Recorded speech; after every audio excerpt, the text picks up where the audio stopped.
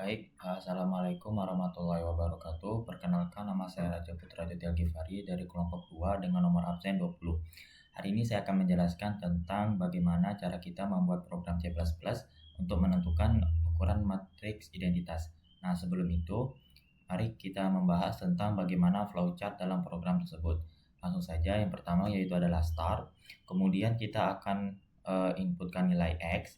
Misalnya X-nya itu 3, maka dia akan masuk ke bagian pernyataan perulangan di mana I awalnya bernilai 0 to 3. Karena I kurang dari 3 itu memenuhi syarat, maka bernilai true.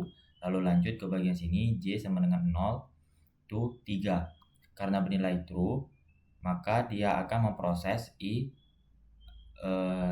I-nya itu 0. Dia akan mengecek apakah nilainya sama. Kalau misalkan true, maka dia akan mencetak nilai 1. Setelah itu bagian J nyetikan 0 plus 1. Nah, artinya J sama dengan J plus 1, 0 tambah 1, 1. Maka lanjut di bagian sini, 1 to 3. Karena masih memenuhi, maka dia akan mengulang lagi. Yang dimana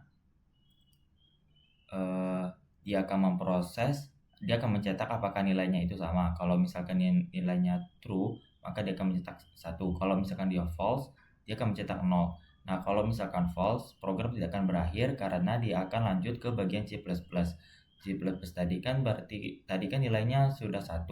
Berarti 1 tambah 1, sekarang J bernilai 2. Maka lanjut ke bagian sini, J sama dengan 2 to X. Karena 2 kepada 3 itu masih memenuhi, maka dia bernilai true lagi. Dia akan memproses lagi. Setelah itu dia akan mencetak antara true dan false. Nah, setelah mencetak true dan false, maka dia akan menghitung lagi J++. Berarti tadi kan nilainya 2. Sekarang 2 tambah 1 nilainya 3. Nah, 3 kurang dari 3 itu tidak memenuhi, maka dia akan lanjut ke bagian I++, yang dimana I tadi nilainya 0. Sekarang 0 tambah 1 sama dengan 1. Nah, sekarang I sama dengan 1 to 3. Karena masih memenuhi, maka true. Lanjut ke J-nya itu tidak 3 melainkan 0, dan seterusnya sampai I-nya itu tidak memenuhi. Kalau tidak memenuhi, maka dia akan false, langsung ke handle, dan program pun berakhir.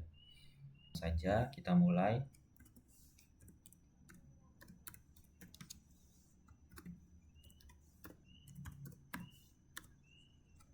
Di sini kita menggunakan include IOStream.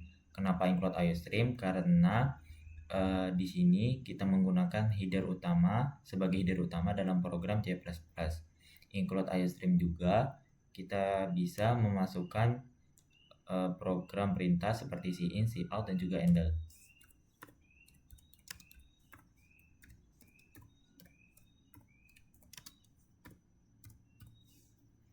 Di sini kita menggunakan using namespace std, di mana dalam using namespace std program akan memberitahukan kita file atau kelas yang digunakan akan tertera di dalam using namespace std.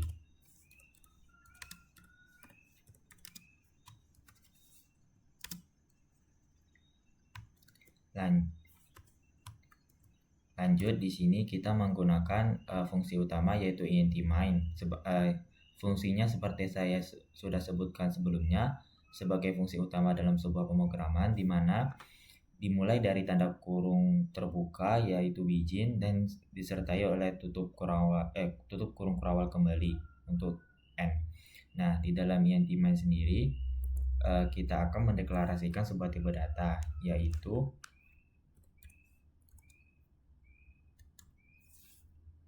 kita akan mendeklarasikan untuk tipe data integer, yaitu tipe data bilangan bulat untuk bilangan X, di mana artinya kita akan menggunakan bilangan bulat kecuali bilangan berkoma.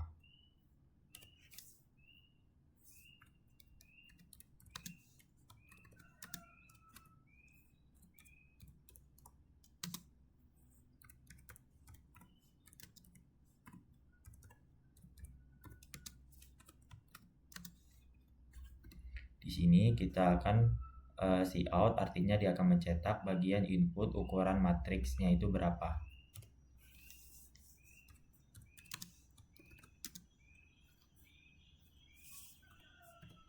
Di sini juga kita akan menggunakan cin, artinya program akan meminta kita sebagai compiler untuk memasukkan data ke dalam nilai X.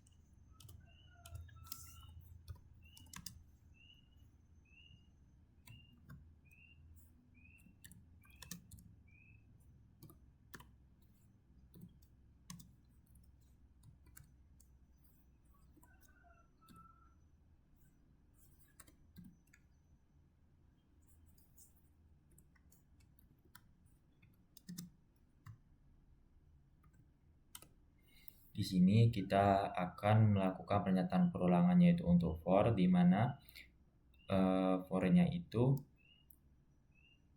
merupakan sebuah pernyataan perulangan yang dimana dia akan mengulang suatu statement secara terus-menerus, di mana di dalam for itu kita terdapat inisiasi, kondisi, dan juga perubahan.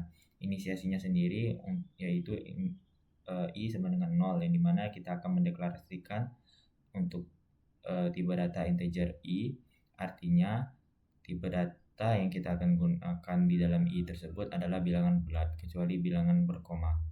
Setelah itu lanjut ke bagian kondisi, yang dimana kondisi itu akan menentukan apakah perulangan tersebut perlu dilakukan atau tidak, mengingat di dalam kondisi tersebut ada suatu kondisi, yang dimana jika nilai i-nya itu masih kurang daripada x, maka dia akan mengulang pernyataan perulangan statementnya itu di dalamnya secara terus menerus sampai ini tidak bisa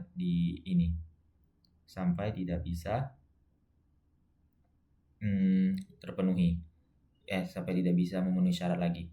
Sedangkan untuk i++ sendiri, yang dimana dia akan mengatur ataupun menghitung sudah berapa kali kita melakukan perulangan.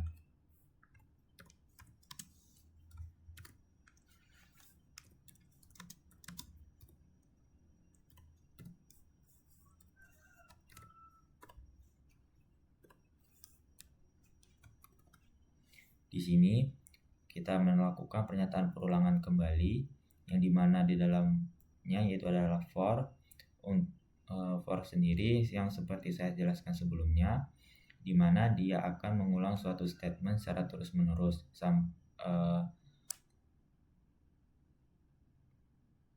Nah, selanjutnya di dalam for ini juga terdapat inisiasi, kondisi, dan juga perubahan.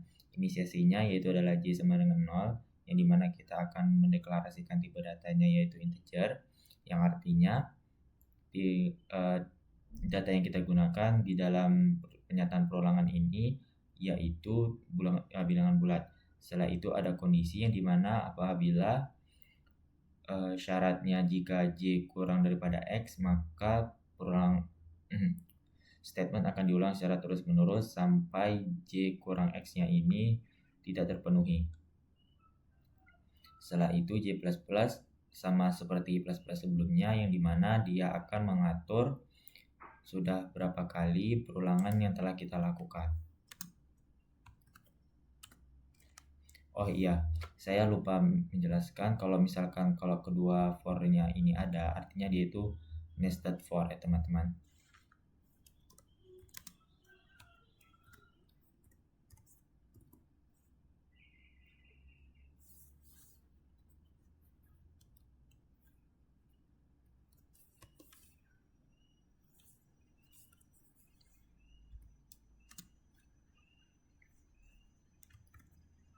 Nah, di sini kita melakukan yaitu pernyataan kondisi, yang dimana dalam program ini kita akan menggunakan pernyataan kondisi if else, yang dimana ada dua statement yang akan dijalankan. Yang pertama yaitu adalah if, dimana syaratnya itu dia akan mengecek i apakah sama dengan nilai j.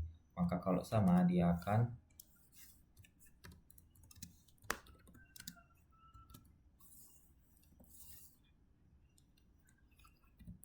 kalau misalkan dia ini terpenuhi, maka dia akan mencetak nilai 1.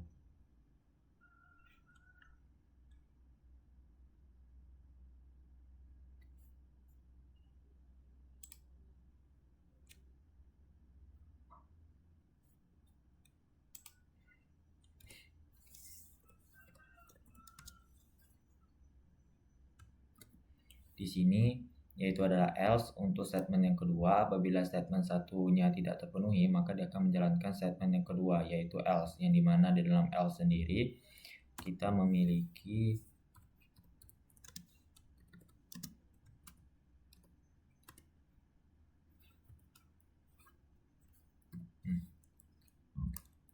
dia akan mencetak cout sama dengan 0.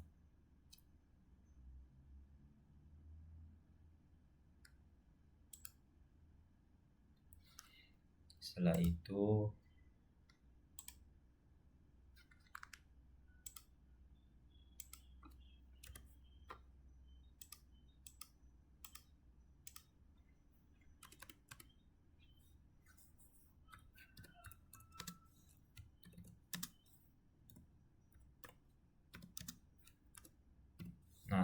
di sini kita akan mencetak yaitu cout untuk mencetak handle, yang dimana ini sebenarnya itu supaya terlihat hasil pemrogramannya ini terlihat lebih rapi, yang dimana handle sendiri yang seperti teman-teman tahu untuk merapikan bagian hasil codingan kita itu terlihat menjadi lebih rapi saja, yang dimana dia akan menurunkan satu baris compiler di bawahnya. Kita akan coba. Bismillahirrahmanirrahim. Misalnya aku mau masukkan ukuran matriksnya itu 4.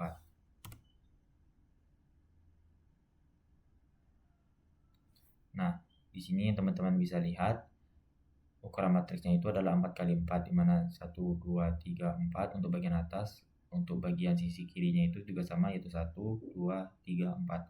Sekian dari penjelasan saya. Mohon maaf jika salah kata maupun kalimat. Saya tutup. Assalamualaikum warahmatullahi wabarakatuh.